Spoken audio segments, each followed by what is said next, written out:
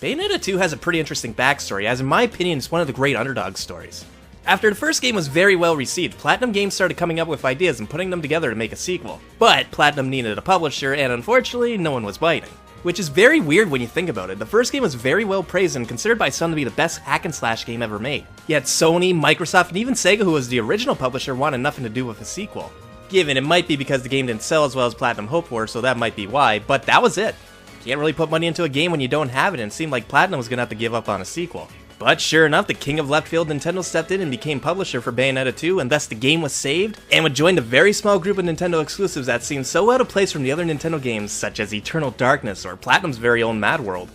But at first, fan reaction wasn't very welcoming. Many were like, fuck yeah, a new Bayonetta game, but once it said at the end of the trailer it was gonna be a Wii U exclusive, that fuck yeah became an immediately fuck you. A good chunk of fans of the original were pissed to find out that this was gonna be a Wii U exclusive. Given I can understand the disappointment at first, but hopefully fans would understand that this game wouldn't even be happening if Nintendo didn't step in. No! Even after that knowledge came to light, people were still losing their shit. I remember some saying it was a slap in the face of anyone who supported the original, and I would rather this game not exist due to such slapping of the faces. All I could do was shake my head and thought to myself, it's a wonder why there's still that stereotype and stigma with gamers. Like, for fuck's sakes. But hey, who cares what a couple 10,000 crybabies had to say, holy fuck. Bayonetta 2 was coming back and it looked better than ever. And 2 years later it came out, and in my opinion, it's one of the best games you can own on the Wii U. Gameplay and combat is just as good as it ever was, the locations are distinct, most of the boss battles are even more crazy and over the top, and the loads of new content that you know if it was any other developer, you would have been paying extra for it. And to top it all off, they included the first game as an added bonus for free. I was already sold on this game to begin with, but when they announced the first game being bundled with this, that was it. I am flashing that Philip J. Fry meme like the rest of the fans who wanted Bayonetta 2.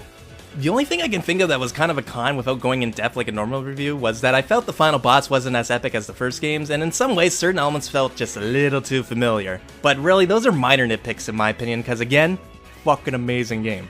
But much like my Final Fantasy XIII mini review, this isn't the most in-depth view of the game, and I'm sorry if you thought that's what I was going to focus on, but I really wanted to talk about this game's interesting history because honestly, I feel like I shouldn't have been able to play Bayonetta 2. In a way, this game had nothing going for it.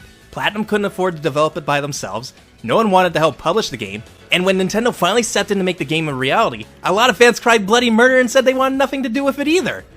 But now it's considered one of the best games for the Wii U, and once again, one of the best hack-and-slash beat-em-up games in existence. Plus, this game must have did something, because Bayonetta 2 was the ballot winner for Smash Bros. That's really huge. And in my opinion, it solidified herself now as one of the few third-party characters that is identified with Nintendo now.